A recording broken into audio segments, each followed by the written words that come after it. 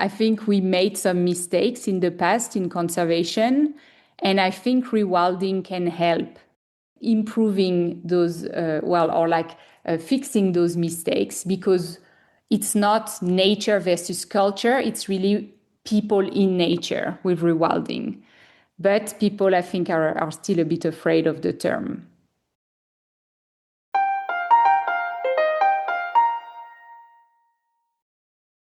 Welcome to the podcast where we dig a little deeper into the thinking and motivations that shape our relationship with nature and challenge assumptions to strengthen the case for conservation. I'm your host, Andre Marder. The topic of this episode is rewilding. The concept of rewilding has been applied in various ways, from the simple restoration of a single natural process like removing livestock to allow vegetation to recover, to ambitious proposals to reintroduce long-extinct megafauna. While some rewilding applications have obvious conservation benefits, rewilding also raises legitimate concerns, especially about how renewed interactions with reintroduced wildlife like large herbivores and carnivores might affect human well-being, livelihoods, and land use.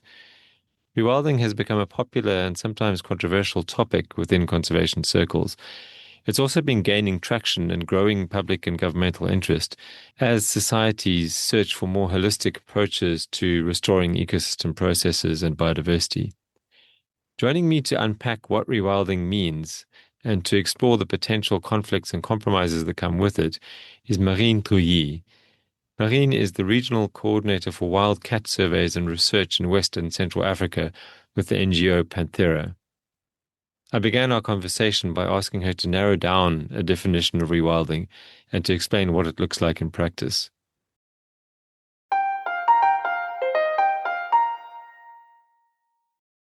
It's a term, the word rewilding, that was coined in the 1990s by members of the environmental advocacy group Earth First.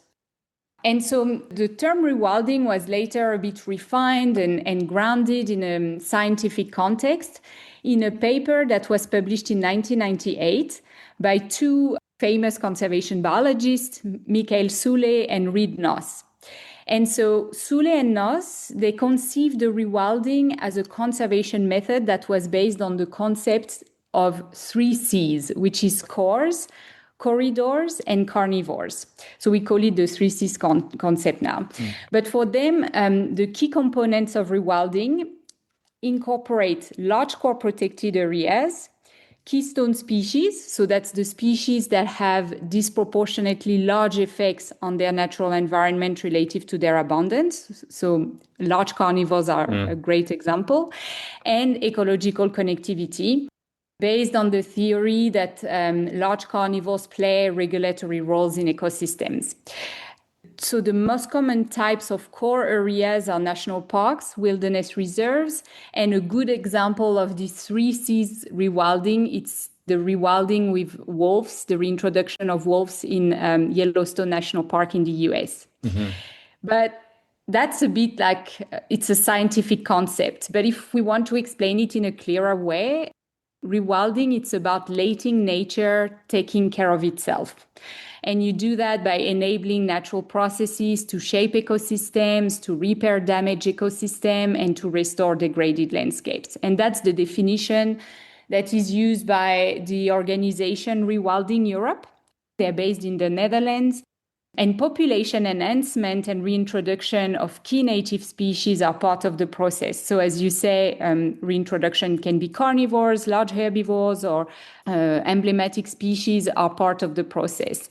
But I think something also we need to add to this definition, it's that in rewilding, we need to consider how to govern the complex relationship between human societies and nature, and how we reconnect them together. It's really working nature and people together and not separately, like in restoration ecology, for example. It sounds like rewilding is maybe even more broader term than I thought it was from what you said now. Yeah. So I'm just wondering, like, what does, and in fact you sort of mentioned restoration, but what is an example of something that does not qualify as rewilding? I'm still kind of struggling a little bit to see kind of where the boundaries are around the concept. Yeah, I think what was difficult to understand for many people, it's the difference between restoration ecology and rewilding. And I think Hmm. even many scientists were like, oh, it's the same thing. But basically, restoration ecology is based only on the field of ecology, while rewilding is multidisciplinary by nature. Also, the restoration baseline is not necessarily the pre-colonial or pre-industrial time that we use in restoration ecology. It can go as far as the late Pleistocene with rewilding. And the aim is really to restore the ecosystem structure, function, and processes, and not just habitat composition or species populations. It's really going from linear thinking to a system thinking with rewilding. So it's more complex, but it's more interconnected and it's closer to reality. Okay. I don't know if it helps. Yeah, no, definitely getting closer. So is it also quite glued to the idea of, you mentioned that the baseline doesn't necessarily need to be pre-colonial. That was rewilding, right? Yeah, so restoration ecology is like we restore the ecosystem to look more like how it was before the colonial time or before the industrial time. While with rewilding, you can use those times as reference, but you can go as far back as late Pleistocene, so 129,000 years ago up to 12,000 years ago. So you can really go back to a long time. That's why you were mentioning earlier the mammoth. Hmm. They could be used, in rewilding. They will never be mentioned in restoration ecology.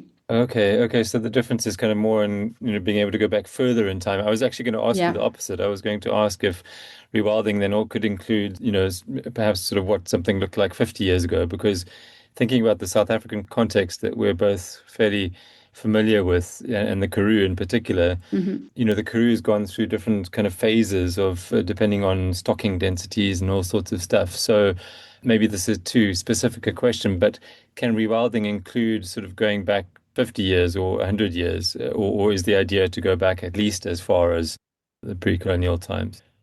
Yeah, with rewilding, you can also, yeah, just look 20 years ago or 50 years ago. You can really choose your baseline because what's important, it's really to restore the ecosystem structure, function, and processes. That's really Hmm. about processes. So if your baseline is 50 years ago in the Karoo, because that's the baseline you chose, then you're going to try to restore the processes that happened there 50 years ago. And there are many different versions of rewilding, and each have their own actions. So, for example, you've got refaunation, which is the reintroduction of functional species that have been wiped out by hunting. So that could be in the Karoo restoring, these big migratory herds of springboks. There's also farm wilding, which is also called regenerative farming. And there you're going to use free roaming livestock and relaxation of land management. And there's a good example of that in England with the Knepp estate. I don't know if you've heard about that, but basically you use a large livestock to recreate the grazing that wild herbivores were doing before. And then, as you mentioned earlier, there's also the Pleistocene rewilding that we heard quite a lot about, which is getting relatives of extinct species to restore evolutionary potential. And there's a park called the Pleistocene Park in Russia that was trying to do that. And there's also passive rewilding, which consists just in restoring wilderness to abandoned areas. And then the three C's rewilding that I mentioned earlier, which is really the trophic rewilding through the cores, the corridors, and the carnivores, with the most famous example being Yellowstone. And what does rewilding have to say about the fact that ecosystems are almost all altered to some extent? And so if you do just leave them, or if you do just introduce one species without kind of further management or without very active management, you don't really know which direction it's going to go in, and it might not be a desirable direction. So I'm thinking especially of, invasive species pulling in and the area just becoming, ecologically not very functional, or at least not very usefully functional to the people involved. And I guess we're getting back to the people factor there already. Yeah. Yeah, so that's one of the critiques that rewilding receives. But I think the people who are pro rewilding or want to try the concept of rewilding, they really think that letting nature take care of itself is going to work at some point if we give it enough time and if the landscape is large enough. But you're right, that can go wrong. There could be issues with invasive species or even, conflict with predators that were not planned, or I don't know, disease risk as well. But the people who are pro rewilding think that with time, nature is able to repair damaged ecosystem by itself and restore degraded landscapes, and that we don't always need us humans to control everything. So that's a really different way of thinking compared to restoration ecology or the classic conservation concept. You mentioned the three C's, and one of those being carnivores or key species. So the philosophy behind rewilding is basically that the magic ingredient is like certain species that you just need to add to the landscape, and then things will sort themselves out. It sort of sounds like that's what you're saying. No, no, no, not really. I think it's too simplistic, and that's because it was the first time rewilding was coined. It was in this paper where people were reintroducing wolves in Yellowstone to control elk, and then it had all these impacts on rivers. But it's really restoring processes. So you can also rewild by just bringing maybe an insect, or a small herbivore. And if you want to restore a grazing process and biodiversity in meadows, or so I know of a rewilding project. I can't remember where it is, but they were rewilding by reintroducing dung beetles.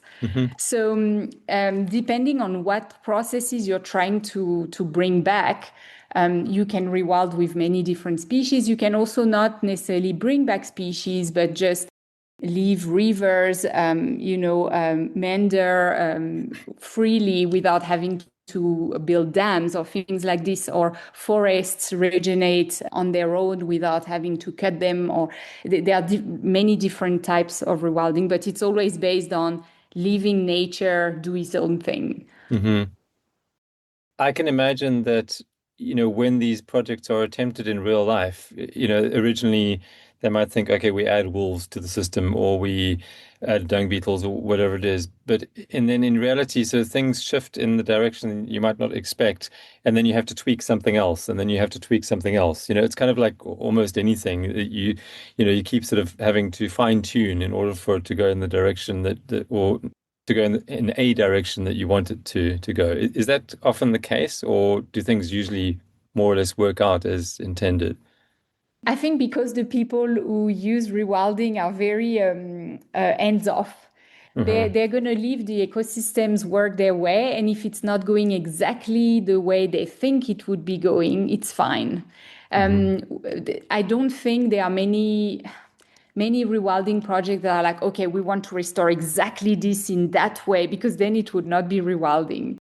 It's really trusting nature to do its own thing. And whatever the final state is, it's going to be better than the state we left it at, where we started. But yeah, the people who are against rewilding, or who are, let's say, a bit worried about this concept because, yeah, you have no control on what's happening, they're definitely saying that it can cause issues and create a final state that is going to be worse. But it depends on what referential you're using. It's worse for who? For nature, for people, for animals? Yeah, it's very large. And does it not also depend a lot on how different the system is to what it was, previously? So, extreme example would be if it were possible to reintroduce mammoths to the steppes, for example, the problem is that one problem is that the steppes may have changed quite a lot in the meantime. Or maybe that's not such an extreme example, but you could go even further back. And also just, landscapes that are severely transformed by agriculture or urbanization or whatever it is. the more they've changed, the more unpredictable it's going to be if you add one of the previous species that occurred there, right? Yeah, I think that's also why there are so many versions of rewilding. And that's why some of them are as simple as regenerative farming, what I mentioned earlier, where you have free roaming livestock in a land and you just relax land management. You can start with small things like this. And then Pleistocene rewilding and the three C's rewilding are like examples that can't be done everywhere for sure. And that's also one of the critics people that are against rewilding bring all the time. It's a lot of ecologists talk about Yellowstone National Park as the perfect example of rewilding and the perfect example of what nature should look like. But we can't do a Yellowstone National Park everywhere, right? Already the size of this landscape, it's crazy. There's no real, activity, human activities inside except tourism, but you can't do that everywhere.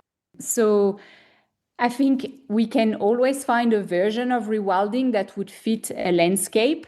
And it's not necessarily just reintroducing large mammals or mammoths or wolves. It can be a lot simpler just to slowly but surely have nature recreate the processes that it's supposed to be doing. Hmm. Just another little bit more of a detailed question, but again, kind of thinking about rewilding in relation to restoration ecology. In restoration ecology, I'm not a restoration ecologist myself, but as far as I understand, there's a fair amount of trying to make sure that the whole complement of species is reintroduced, like plants and animals, or at least the main ones, so not just one or two species, but it'll be as many of the plants that you might have been able to introduce to an area, at least when it's on a small scale. So is that kind of part of the idea as well? Because, when species, it's kind of the same question I was asking earlier, I guess, but when certain species, including plant species, disappear from the landscape, there's no longer a particular food source for whatever animals might have been there before. So, sorry to kind of repeat a question I asked early on, but maybe from a different angle. Is that something that's, part of the equation or part of the concern with rewilding? I think for restoring ecosystem, for restoration ecology, it's really looking at habitat composition, species population. So you look at the component of the ecosystem, really. While rewilding marks a shift in focus from those components of the ecosystems to the emergent properties of interactions between these components. So that's when I said we move from a linear way of thinking to a system thinking with rewilding. It's really that. So we're not looking at each component separately, but really at processes, function, structure. So we might not have all the components we would like to have in a rewilding landscape. But if the processes are coming back, that's what we're looking for. So, for example, if particular plant species are not there anymore, and maybe even the animal species that are introduced might, in an extreme example, might not even be the same ones, but they Yeah. still sort of do the same thing for the landscape. Maybe they maintain a savanna kind of landscape, for example, or a Yes, grassland or exactly. something. And that's exactly what they're doing in the Pleistocene rewilding. They're getting relatives of extinct species. We can't bring them back now, maybe later, but not now. So it's really to restore the evolutionary potential. And we use species that are surrogates. So it's not exactly the same ones. And even in farm rewilding, the idea is really to use the livestock, what they do, the grazing. And even if originally it was large wild herbivores, now we're using livestock. Hmm. It's not exactly the same, but it's really about processes.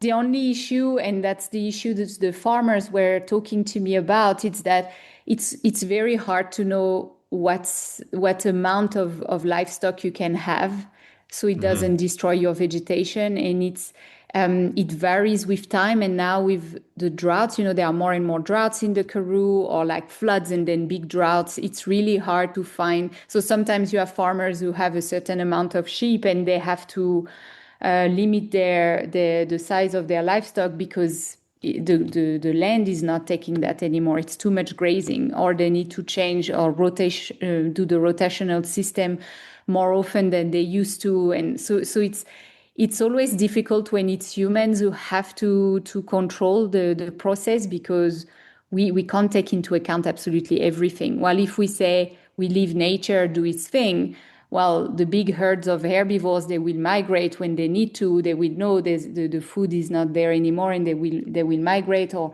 the half of the herd might die because there's not enough food. And, all of this is more, it's done by nature. Yeah, it's kind of like the more we manage, the more we have to manage. Yes, exactly. You have to maintain what you've started, kind of thing. And I guess rewilding is the opposite idea to that. Yeah. So, Marine, I think you've covered a lot of pros and cons already, but I wanted to ask you sort of specifically about the pros and cons of rewilding. I think you've sort of hinted at various ones on either side, but could you kind of give an overview of, let's say, the main pros and cons of this very broad concept? Yeah, sure. I think there are many different groups stand to gain from rewilding, from conservationists to local communities to rural economies, tourism operators as well, or climate and water managers. We can even think of public health advocates, because the benefits are very broad. They range from restoring biodiversity. So we mentioned bringing back predators and natural processes as an example, but it's also improving vital ecosystem services, like, for example, water purification, pollination is another example.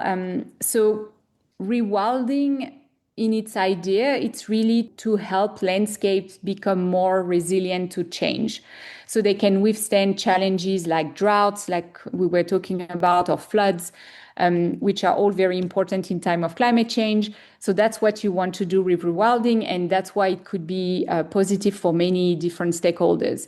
There are also economic gains through nature-based activities. So that could be ecotourism, that's the first one we think about, and recreation, because they create local jobs. But there are also other benefits we don't talk about very often, like the cultural and psychological benefits. When you have a landscape that is being rewilded, you improve the well-being of people who can use this landscape. You give educational opportunities. People can access wild places. And we saw just how much that mattered, right, during the COVID pandemic, even for people who hadn't valued that before. So for the positive sides, I would say it's all of this. It's very broad what I'm saying now, but I just give an overview. But it definitely also can bring challenges. I would say challenges more than cons, because we can always find solutions. For example, the return of large herbivores and predators can increase human-wildlife conflict. We know that there could be, crop damage, livestock losses, safety concerns for farmers, for example, or pastoralists, even local residents. But these impacts, they can always be reduced, with good conflict mitigation, compensation schemes, good governance as well. All of this require careful planning, but it's possible. Another aspect that I think is important to take into account, it's rewilding can change how land is used. And that can be difficult for landowners or rural communities or even industries that rely on more intensive agriculture or hunting or resource extraction. That doesn't mean that can't go together, but it's something to consider that might be a challenge. And there are also, obviously, I'm thinking more for in Africa now, but important social and equity considerations. If you have rewilding projects that overlook indigenous or traditional users, they risk marginalizing those communities with customary land rights. So that's particularly important to consider, and we're talking more and more about those things, which is great.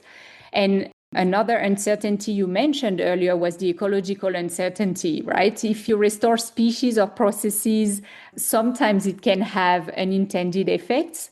So we mentioned, I think, a spread of disease, but also, unexpected trophic cascades that we didn't think about.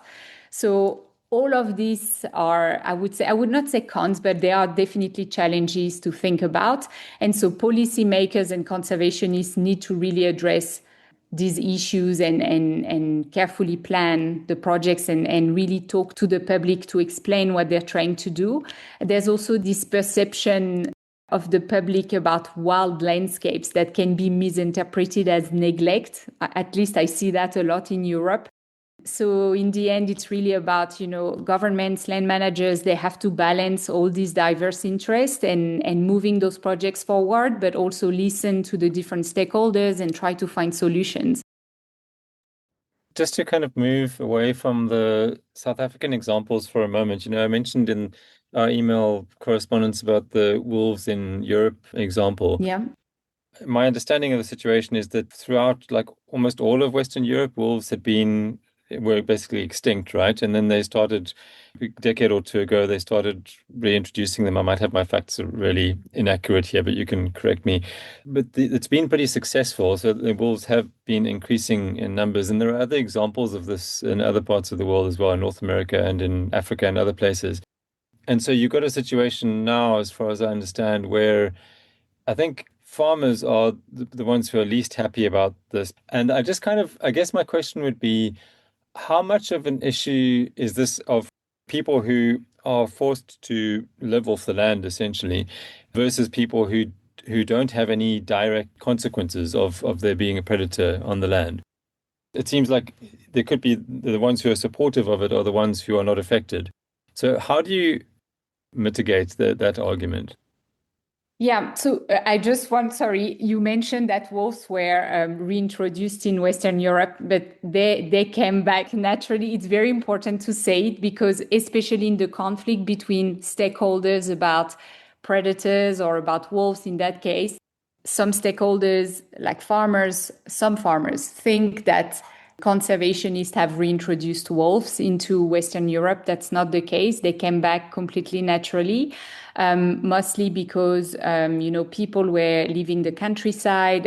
There were less and less people in the forest, in the fields. And so wolves started coming back. Mm-hmm. It's the same story with the golden jackals. By the way, they're coming back as well. And we now have golden jackals even in France, which not many, but a few.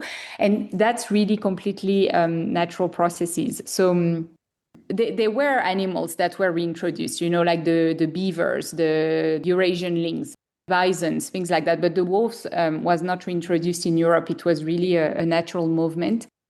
So I think it's very important what you're saying. And I would say it's one of the things conservationists, not just people who do rewilding, but conservationists in general must be very careful about, especially when we talk about large carnivores. It's to not romanticize carnivores without reckoning with real costs. Mm-hmm. So when we elevate large carnivores as symbol of ecological success, we cannot at the same time downplay or assume away the real potential negative impacts they can have on local people. And that, as we said, it's livestock losses, but it's also fear, psychological trauma that we don't talk much about. I've read recently a very good report done by a French agency called INRAE, where they were discussing the psychological trauma of farmers who are losing sheep in France. It's a very good report, and I think we should talk more about those things.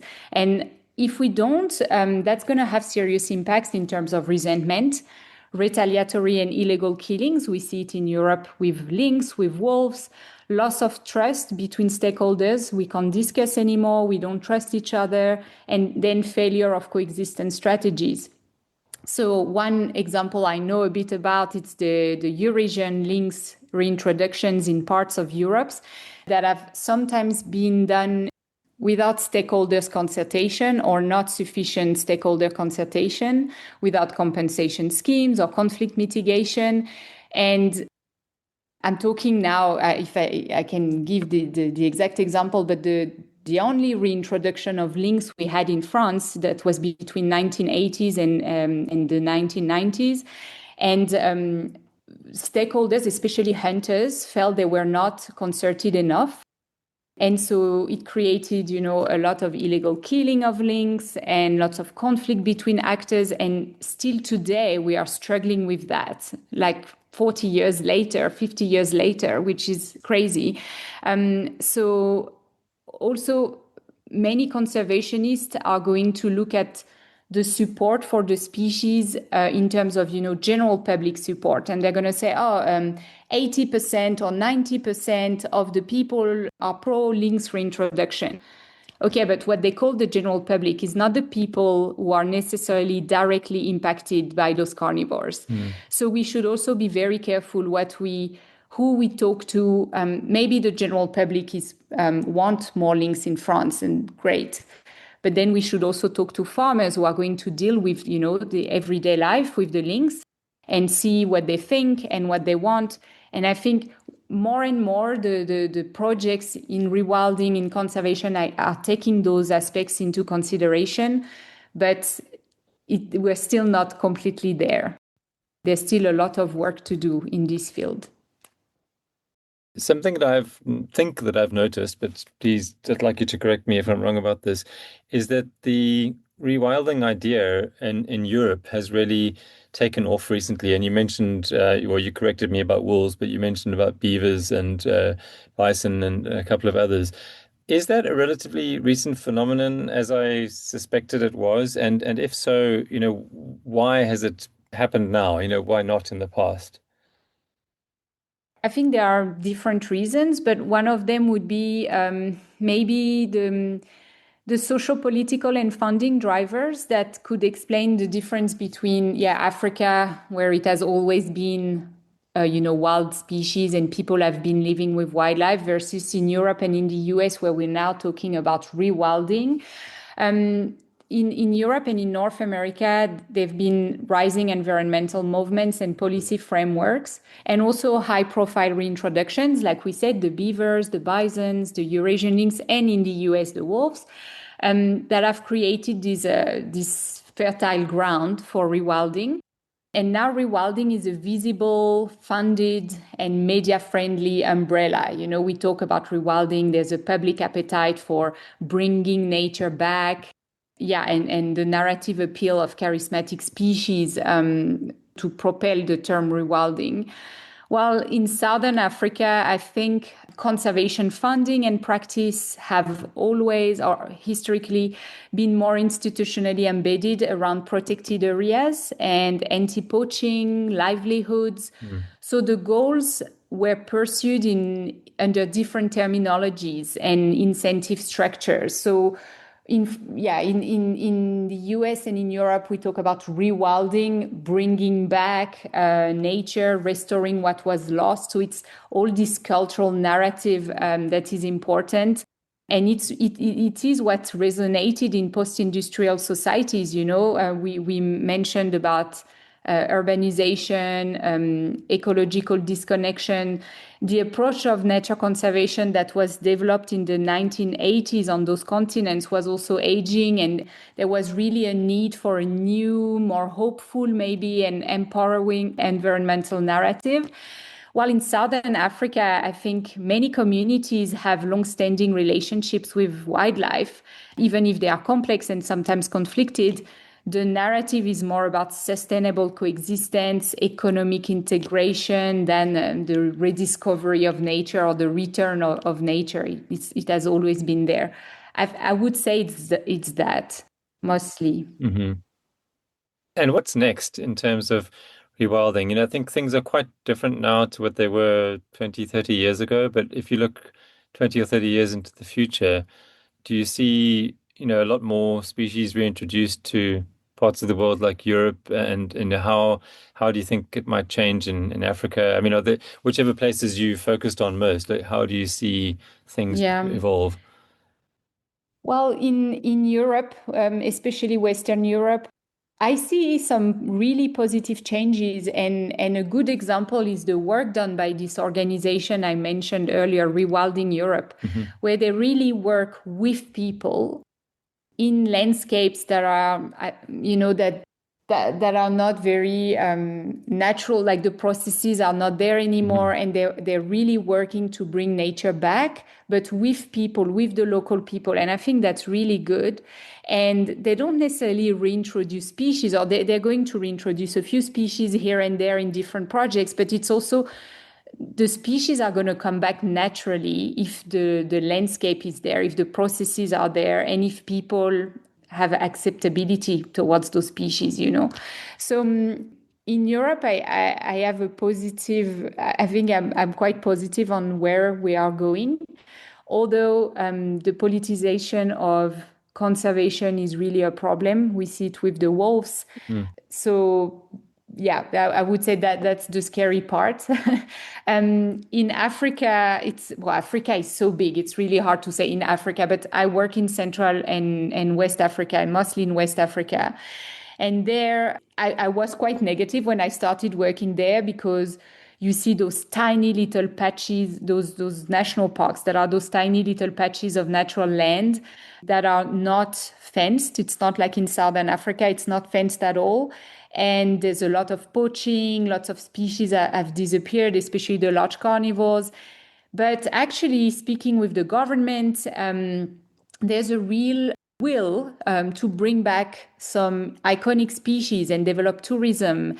And the local people want to get jobs around conservation. And we see with places like the Nyokolokoba National Park in Senegal, the lion population is increasing because there's been really a great effort done by the directorate of the national park to increase anti-poaching and to work with local communities. And so it's also a kind of rewilding in a way.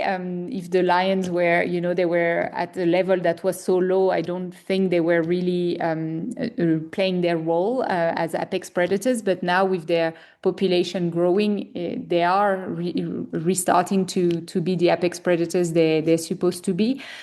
So I think we need to be positive, to stay positive, because there are so many bad news in conservation, but it is going to be extremely challenging everywhere. Just because conservation is not a priority. So I think we need to talk about it. Doing podcasts is great. Talk about rewilding, listen to what people have to say about it, listen to fear of people, trying to find solutions, work together to have more wild spaces around, because we need them. We really need them for well-being. I think you might have partly answered this just a moment ago, but you mentioned the politicization of, I think you were talking specifically about the wolves in Europe, or the European situation in general. Maybe can you just say a little bit more about that? How is it being politicized? Yeah, I think with rewilding, or with conservation, we can have this issue if we ignore the cultural and the identity dimensions by framing rewilding purely in biophysical terms, failing to see that wildlife, land use, livelihoods are embedded in cultural identity, values, and history. Then the potential impacts are cultural alienation, politicization, backlash, reinforcement of the narratives, them versus us. That could be an issue coming from conservation. For example, if I take an example in Europe, rural communities, they sometimes perceive rewilding or conservation projects, such as reintroductions, as a urban elite project that doesn't reflect their relationship to the land or their daily life struggles. Same in Africa, we have some conservation in the past that have ignored spiritual or customary ties to landscape. When the first national parks were created in Africa, they were moving people out. That was their ancestral land. So that can create a background for this politicization. And then, of course, politicians are using that to then push their agenda forward. And with the wolf in Europe, it's terrible what's happening. So I think we made some mistakes in the past in conservation, and I think rewilding can help improving those, fixing those mistakes, because it's not nature versus culture, it's really people in nature with rewilding. But people, I think, are still a bit afraid of the term. Yeah, I think that idea of people in nature, I was going to ask you when it comes to dangerous animals, I think that's kind of where it gets a bit tricky, and I guess maybe that's a big difference between Yeah. Europe and Africa, with rewilding in Africa, although it's not really called that there, but there's just any number of creatures that are a danger to human life. Whereas in Europe, that's usually not, or very seldom is that actually, maybe with bears, that would be an issue, but otherwise and wolves, I guess. But otherwise it's not really a concern.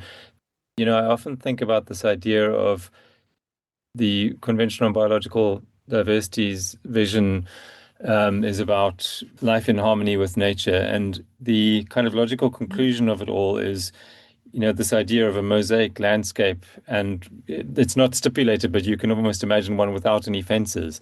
And the fact of the matter is that works in some situations, when, depending on what those species are, and it really doesn't work in other situations. I guess it's just, the idea of people in nature or people in harmony with nature. Rewilding kind of embodies that idea, Yes. but it's not always practical, right? So I'm just wonder sometimes whether that's really acknowledged in the discussion about rewilding. Yes, I see what you mean. Mhm. It's the idea of romanticizing nature and our relationship with nature, like I mentioned earlier. And yes, I agree. That's why we need to listen to all the voices Mm, and considering rewilding. It's a tool for conservation, but as I said earlier, there are many versions of rewilding. mm, And maybe in some landscapes, we will never rewild, do a trophic rewilding like they did in Yellowstone. We will never bring back a large carnivore or even a large herbivore. Maybe in those places, it will just be about natural processes like, what rivers do, or like leaving a forest more regenerate naturally. But we have, I think, many different landscapes in Europe, in the US, in Africa, and we can do all these different types of rewilding.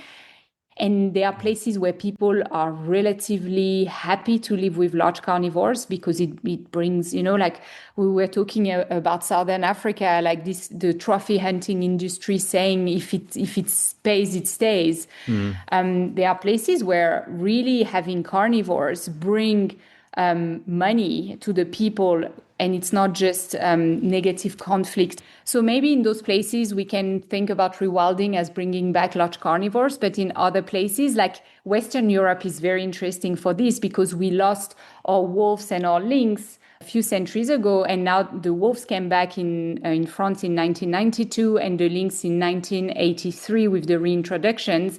But we're still not completely used to living with those predators. And that's why there are so many conflicts. And we're relearning all of this. So it's really hard. There are lots of conflicts with the animal, but also between stakeholders about the management of those animals. But I mean, that's natural. So we need to just accept it. We're not going to go around and shoot absolutely every wolf. So we need to get to find a balance that will work both for the wolves, for the farmers, the conservationists, the hunters, everyone. So it's going to take time. And this is again maybe a very general question, but what's your view of hunting as like a part of this system? So in a future where there are a lot more wolves around and bison and whatever, like, obviously it would need to be controlled and regulated. But do you Yeah. think that that's sort of like a reasonable kind of part of the balance of things? Because, I mean, again, looking at the African situation, populations do get out of control, right? Even if they're Yeah. not causing direct problems to human beings, they can explode. Elephants, for example.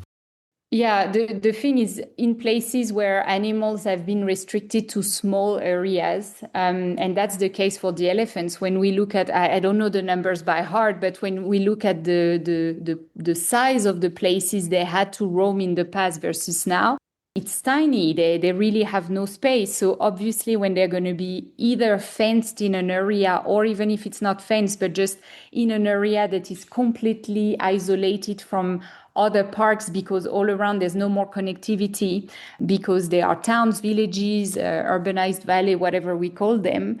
Then there's a need for control. So some people advocate for the fact that the control must be done by large carnivores. For elephants, it's a bit difficult, but let's say for deer in Europe, some people say then we need to bring back wolves, we need to bring back lynx, and that needs to be done by those animals and the human hunters. And then the hunters tend to say, well, we can do this job. We don't need predators on top of it. That's the job we are doing, and they're going to compete with us. And so it's very complicated here again. And I think we need a lot of consultation, a lot of listening to people, understanding their fear. And that's all the work of the human wildlife conflict and coexistence field. If I can just ask one additional question, this is kind of separate to all the others, but I'm just curious to know, what do you think? We were speaking at the beginning of the discussion about mammoths as an extreme example of rewilding or theoretical rewilding. What would be your view of bringing back the mammoth if it were possible to do? And I know there's all sorts of interesting obstacles, but if it were possible, how would you feel about bringing back a large herbivore, which has been gone for thousands of years, to a landscape that may have changed, quite substantially since it was removed, and which would obviously also, like elephants, would have a pretty substantial effect on the ecosystem and the people that depend on it? Yeah, it's very hard because as a scientist and a conservationist, part of me is like, whoa, that would be so amazing if we managed to do that. Already the science of managing to recreate something that was extinct is incredible, and then bringing it back and see how it was, and then it opens the door to so many why not dinosaurs, like it's well, I was a kid when Jurassic Park came out, so I think it would be amazing, but we already struggle to live on a planet where there are so many people and so few wildlife species left. We're already struggling to live with the small carnivores that we have. I'm talking about jackals in Africa, coyotes in the US, red fox in Europe.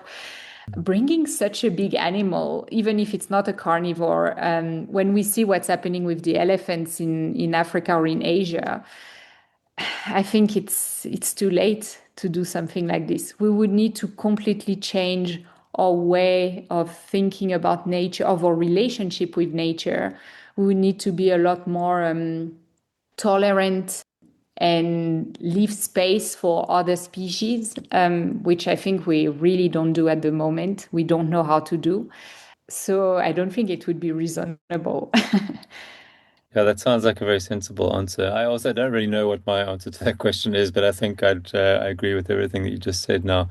I mean, maybe it is expected that the human population is going to peak toward the end of the century, and then decline quite fast. So who knows, maybe in a couple of 100 years' time, it would be more Yeah. reasonable to do something, and also more possible, right? Because the technology would Yeah. have would have I advanced by think then. it would be good to already learn to live with the wildlife we have left in the different places, and maybe be a bit less controlling on the environment. That's why I like the idea of rewilding. We let nature do its thing. We look. That doesn't mean we think everything nature is doing is great, but maybe being a bit less controlling, because that would be interesting, I think, and restoring all those processes is really important for human well-being and survival. And sometimes I think we forget that.